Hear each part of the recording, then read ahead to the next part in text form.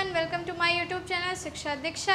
तो चलिए स्टार्ट करते हैं आज की अपनी वीडियो। आज की जो मेरी वीडियो है गाइस, वो एक बहुत ही आपके लिए नॉलेजेबल वीडियो होने वाली है। बिकॉज आज की जो वीडियो है हम अटल बिहारी वाजपेयी जी के ऊपर बना रहे हैं, जो कि अब इस दुनिया में नहीं रहे। तो मैं कोशिश करूँगी कि कुछ उनकी जो लाइफ के जो इम्पोर्टेंट इवेंट्स हैं उनको बता सकूँ आपके लिए, क्योंकि ये जो चीज़ है आपको जाननी बहुत ज़रूरी है कि अटल बिहारी वाजपेयी जी का हमारे जीवन में क्या योगदान रहा है। इसके साथ साथ ही अगर हम ये कहें तो अब अटल बिहारी जी के शायद हो सकता हो कुछ क्वेश्चन आपके करंट अफेयर्स में भी आ जाएं, क्योंकि अब उनसे रिलेटेड क्वेश्चन भी आपसे पूछे जा सकते हैं। तो इस वजह से मैंने ये वीडियो बनाई है और मेरा खासकर उद्देश्य ये है कि आप लोग भी जानें कि उनका हमारे जितनी भी लाइफ है अभी क्या उनका योगदान रहा है। तो इसीलिए चलिए, मेरे चैनल को अगर अभी तक आपने सब्सक्राइब नहीं किया है तो चैनल को सब्सक्राइब कर लीजिए और बेल आइकन को प्रेस कर लीजिए। तो जैसा कि आप जानते हैं कि अभी 16 अगस्त को निधन हो गया अटल बिहारी वाजपेयी जी का, काफ़ी लंबी बीमारी के बाद। 2009 से उनको बीमारी थी और आज 16 अगस्त को बहुत ही ज़्यादा उनको इस बीमारी से तबीयत ख़राब हो गई। इसके साथ साथ बोला जाता है कि किडनी में भी उनकी प्रॉब्लम थी, बहुत सारी प्रॉब्लम थी और आखिरकार उन्होंने अपनी आखिरी सांस ले ही ली। तो चलिए जानते हैं उनके जीवन के कुछ आरंभिक पल, कहाँ उनका जन्म हुआ, क्या उनका जन्म स्थान है और कैसे उन्होंने अपना राजनीतिक सफ़र तय किया। तो देखिए, सबसे पहले मैंने लिख भी दिया है कि जन्म हुआ था अटल बिहारी वाजपेयी जी का 25 दिसंबर सन 1924 को। और कहाँ हुआ था? ग्वालियर में हुआ था, जो कि पड़ता है मध्य प्रदेश में। आप जानते होंगे ग्वालियर के बारे में। इनके पिताजी जो थे, देखिए पिताजी का नाम लिखा है कृष्ण बिहारी वाजपेयी। इनके पिताजी कृष्ण बिहारी वाजपेयी ग्वालियर में ही एक टीचर थे। तो इनकी माँ का नाम था कृष्णा वाजपेयी और वहीं पे ग्वालियर में ही इनका जन्म हुआ था। हालांकि जो इनका पैतृक गांव था वो बटेश्वर था, जो उसके बारे में आप लोगों ने सुना होगा काफ़ी, कि वो एक तीर्थ है जहाँ पे लगभग 108 मंदिर हैं और एक तीर्थ बना हुआ है। तो वो जो बटेश्वर था वो इनका पैतृक गांव था, लेकिन इनका जन्म हुआ था ग्वालियर में। और अगर हम बात करें इनके आगे के बारे में कि इनकी पढ़ाई क्या रही, कैसा क्या हुआ, तो देखिए शिक्षा जो इनकी आरंभिक शिक्षा थी वो तो ग्वालियर में ही हुई। बीए तक इन्होंने अपनी शिक्षा ग्वालियर में ही की, लेकिन उसके बाद ये आ गए कानपुर, क्योंकि इनके जो बड़े भाई थे वो भी कानपुर के डीएवी कॉलेज से, जो कि उत्तर प्रदेश में है, उत्तर प्रदेश कानपुर में डीएवी कॉलेज से शिक्षा ग्रहण कर रहे थे। तो इन्होंने भी डीएवी कॉलेज से ही शिक्षा ग्रहण की। इन्होंने राजनीति शास्त्र यानी पॉलिटिकल साइंस से एमए करने का सोचा और एमए किया भी। और इसके साथ साथ ही मैं बता दूं कि सिर्फ अटल बिहारी वाजपेयी एक राजनीतिक ही नहीं रहे, वो अपनी लाइफ के एक बहुत ही तेज स्टूडेंट भी रहे, बहुत ही होनहार स्टूडेंट। और अपनी एमए की परीक्षा उन्होंने फर्स्ट रैंक से उत्तीर्ण की। तो काफ़ी बड़ी बात है ये, उस समय जब मार्क्स भी अच्छे नहीं मिलते थे। खासकर आप लोग देखते हैं कि अब मार्क्स का परसेंटेज तो बहुत ही हाई रहता है, लेकिन उस समय भी इतने अच्छे परसेंट लाना बहुत ही गर्व की बात है।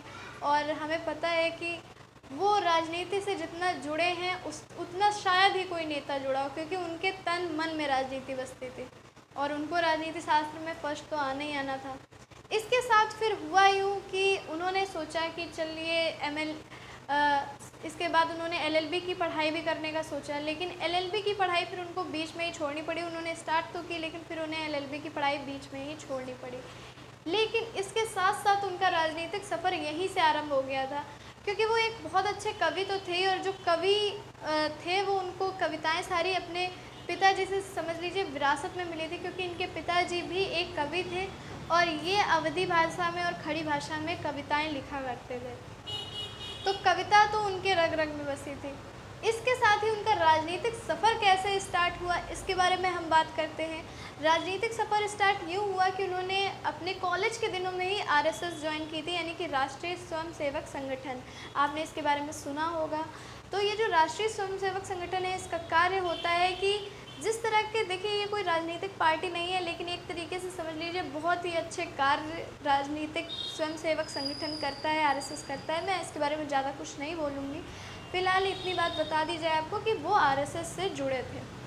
और आरएसएस से जुड़ा होने के कारण उनमें जो मातृभूमि के लिए प्रेम था वो बहुत ही ज़्यादा था। फिर हुआ यूँ कि उन्होंने जल्द ही एक स्वयंसेवक संगठन जिसको हम बोल सकते हैं कि एक स्वयंसेवक दल की स्थापना की। और भी लोग थे उसमें दल को स्थापना करने वाले। स्वयंसेवक क्या एक तरीके से वो पार्टी थी। फिर जनता पार्टी की स्थापना हुई। जनता पार्टी की स्थापना में भी वो जनता पार्टी में रहे, लेकिन फिर जनता पार्टी में कुछ ऐसे आंतरिक मतभेद हुए जिनकी वजह से फिर उन्होंने 20 साल, लगभग 20 साल वो जनता पार्टी में रहे। उसके बाद उन्होंने जनता पार्टी छोड़ के भारतीय जनता पार्टी, जिसमें काफ़ी लोग जो कि जनता पार्टी के भी शामिल हुए, यानी कि बीजेपी की। तो बीजेपी जब आई तब फिर उन्होंने बीजेपी के साथ मिल करके बहुत ही आगे तक का अपना राजनीतिक सफ़र तय किया। आइए कुछ देख लेते हैं, कुछ खास चीज़ें। देखिए, जो राजनीतिक सफ़र है, सबसे पहले 1957 में बलरामपुर, जो कि उत्तर प्रदेश के गोंडा में है, वहाँ से वो विजयी हुए और लोकसभा में उन्हें आने का मौका मिला। इसके साथ साथ जब वो बलरामपुर से सीट जीत गए, उसके बाद वो 1977 से लेकर 1979 तक विदेश मंत्री भी रह चुके हैं। तो ये भी एक बहुत अच्छी बात है, जब विदेश मंत्री वो रहे तब भी उन्होंने भारत का सिर्फ गर्व से ऊंचा कर दिया। और विदेश मंत्री रहते रहते उन्होंने बहुत ही ऐसे अच्छे अच्छे कार्य किए जो कि बहुत ही ज़्यादा सराहनीय थे। इसके बाद 3 बार पीएम पद संभाला, 3 बार पीएम बने। हालांकि एक बार वो सिर्फ 13 दिन के लिए पीएम बने और दूसरी बार वो 13 महीने के लिए पीएम बने, तीसरी बार उनका लंबा कार्यकाल चला। लेकिन इस बीच जो भी उन्होंने देखा, जो भी उन्होंने लिखा, उनको अपनी कविताओं में भी बयां किया। उनकी कविताएं जो थी वो इतना ज़्यादा झकझोर देती थी मन को कि पूछिए मत। उन्होंने संसद में कई बार ऐसी कविताएं की जिसको सुन के आज भी मेरे रोंगटे खड़े हो जाते हैं। और मेरे ही नहीं, आप सभी भी अगर उसको सुनोगे, उनके बारे में जानोगे, तो ज़रूर आपको भी उनकी देशभक्ति नज़र आएगी उनकी कविताओं में। और उनकी जितनी भी कविताएँ थी वो हमेशा सकारात्मक होती थी, हमेशा कभी भी नकारात्मक उनकी कोई भी कविताएं नहीं हुई। कविताएं के साथ साथ जब वो आरंभिक शिक्षा कार्य कर चुके थे, जब वो राजनीति में एंट्री कर लिए थे, उस समय वो पत्रिकाएं भी संपादन करवाते थे। तो उन्होंने कई पत्रिकाएं भी संपादित करवाई। देखिए, मैंने लिखा है, पत्रिकाएं हैं पांचजन्य, वीर अर्जुन, राष्ट्र धर्म और दैनिक स्वदेश। इनको भी देख लीजिए अच्छे से। हो सकता हो आपके एग्ज़ाम में कुछ इससे पूछा जाए, मुझे नहीं पता कुछ पूछा जाएगा या नहीं पूछा जाएगा, लेकिन फिर भी पूछा जा सकता है, क्योंकि कोई भी घटनाएं जो अभी करंट में हुई हैं वो आपके आगे एग्ज़ाम में आ सकती हैं। और आप लोगों को पता होना चाहिए कि आपके जो पूर्व पीएम रह चुके थे वो कितने महान थे, उन्होंने क्या क्या कार्य किए, ये हम सभी को पता होना चाहिए और मोस्टली आप लोगों को पता भी है। तो बस उन्हीं के बारे में हम लोग थोड़ा सा और डीप जानेंगे। तो देखिए, उसके बाद इनके महत्वपूर्ण कार्य के बारे में बात करते हैं कि क्या क्या पीएम रहते हुए उन्होंने अपने क्या क्या महत्वपूर्ण कार्य किए जिनकी वजह से उन्हें आज भी जाना जाता है। तो देखिए, यहाँ पे कुछ उनके महत्वपूर्ण कार्य लिखे हुए हैं। पोखरण, जो कि आप जानते हैं राजस्थान में है। पोखरण परमाणु परीक्षण जो कि हुआ था 1998 में। इस परमाणु परीक्षण की खास बात ये थी कि जब ये परमाणु परीक्षण किया गया तो किसी भी देश की सैटेलाइट को बिल्कुल भी भनक नहीं लगने दी। अटल बिहारी वाजपेयी जी ने बिल्कुल इतना अच्छे तरीके से काम करवाया कि किसी भी देश को भनक नहीं लगी, खासकर अमेरिका को, कि परमाणु परीक्षण हो रहा है। और भारत ने सफल परमाणु परीक्षण भी किया। तो ये परमाणु परीक्षण की वजह से भारत जो है, आज भारत के पास भी एटॉमिक पावर है। भारत भी अपने आप को रख सकता है ऐसे देशों के सामने जिनके पास एटॉमिक पावर्स हैं। तो ये एक बहुत बड़ी खासियत थी अटल बिहारी वाजपेयी जी की कि वो काम तो करते थे लेकिन इतने आराम से कि किसी को पता ही नहीं चलता था। तो परमाणु परीक्षण के बाद और भी कुछ ऐसे काम हुए। देखिए, स्वर्णिम चतुर्भुज परियोजना, इसका तो आनंद आप सब लोगों ने ही उठाया होगा। मोस्टली आपने देखा है नेशनल हाईवेज़। तो जो नेशनल हाईवेज़ बने हैं उनका सारा का सारा श्रेय जाता है अटल बिहारी वाजपेयी जी को। और आप लोगों को, जितनी भी आम जनता है या जो भी लोग हैं, उनको बहुत ज़्यादा फ़ायदा हुआ नेशनल हाईवेज़ बनने से। खासकर ये जो स्वर्णिम चतुर्भुज योजना है, जिसको गोल्डन क्वाड्रिलेटरल प्रोग्राम भी बोलते हैं, इसके तहत होना ये था कि चार जितनी भी सिटीज़ थी, 4 सिटीज़ जो खास सिटीज़ थी, उनको जोड़ा जाना था। उसमें दिल्ली, मुंबई, चेन्नई और कोलकाता जैसे शहर थे। तो उनको एक जोड़ा गया नेशनल हाईवेज़ के तहत, ताकि कोई भी दिक्कत ना हो, कोई भी समस्या ना हो। आगे इन्होंने और भी बहुत सारे काम किए, देख लेते हैं। आवास निर्माण को प्रोत्साहन देने के लिए अर्बन सीलिंग एक्ट को समाप्त किया। इसके साथ साथ और क्या क्या कार्य किए देख लेते हैं। कावेरी जल विवाद को सुलझाया। हालांकि अगर अभी इस बात को पूरी तरीके से नहीं बोल सकते कि कावेरी जल विवाद सुलझ गया, लेकिन काफ़ी कुछ सुलझाने की कोशिश की थी अटल बिहारी वाजपेयी जी ने। दरअसल में कावेरी जल विवाद जो है वो तमिलनाडु और कर्नाटक के बीच में जो रिवर है कावेरी, जिसको दक्षिण की गंगा भी बोला जाता है, उसके लिए ये विवाद था। बहुत ज़्यादा विवाद था कि ये पानी हमें चाहिए, बिकॉज वहाँ का जो पानी है, वो जो डेल्टा पड़ता है, वो डेल्टा बहुत ही ज़्यादा बोल सकते हैं एक तरीके से फर्टाइल है, यानी कि बहुत ही ज़्यादा उपजाऊ है। और जो कावेरी का पानी है वो बहुत ही ज़्यादा फ़ायदेमंद है वहाँ जितने भी खेत वगैरह हैं उनके लिए। तो दोनों राज्य चाहते थे कि ये पानी जो है वो हमारी तरफ आए। तो इस वजह से काफ़ी विवाद चल रहा था। लगभग ये विवाद सैकड़ों साल पुराना, यानी 137 साल पुराना लगभग है, 137 से 38 साल पुराना। तो इस विवाद को ख़त्म करने की पहल की थी अटल बिहारी वाजपेयी जी ने। उन्होंने कुछ ऐसा प्लान बनाया था ताकि इतना पानी का आवंटन इस राज्य को हो जाए और इतना इसको। लेकिन अभी भी वो इस फैसले से खुश नहीं, क्योंकि आप जानते हैं जो भी राज्य है वो चाहता है कि पूरा पानी सिर्फ हमें मिले।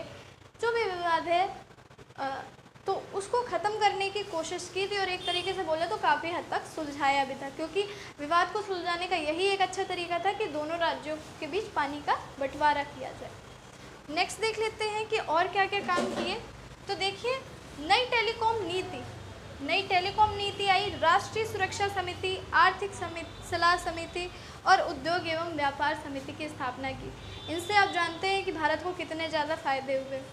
इसके साथ साथ ही एक बहुत अच्छा कार्य 7 सूत्री गरीबी उन्मूलन कार्यक्रम, ये चलाया था उड़ीसा के जो ऐसी जगहें थी जो बहुत ही ज़्यादा गरीब, सबसे ज़्यादा गरीब क्षेत्र जो थे उड़ीसा के, वहाँ के लिए उन्होंने ये 7 सूत्री गरीबी उन्मूलन कार्यक्रम चलाया था।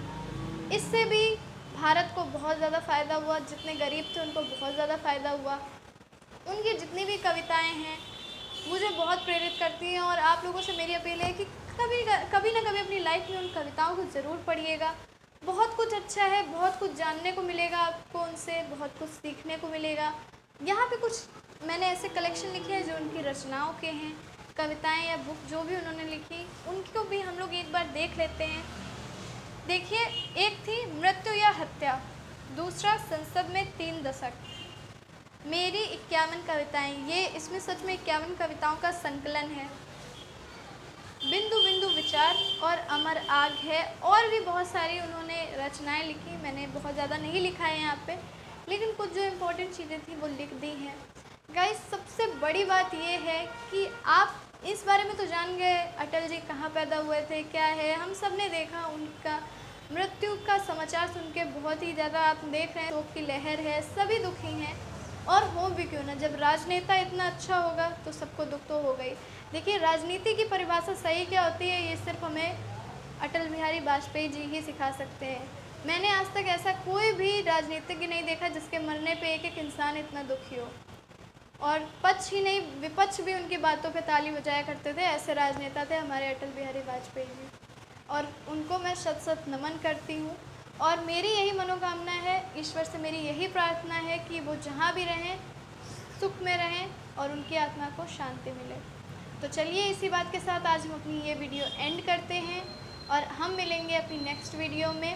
तब तक के लिए पढ़ते रहिए, सीखते रहिए शिक्षा दीक्षा के साथ।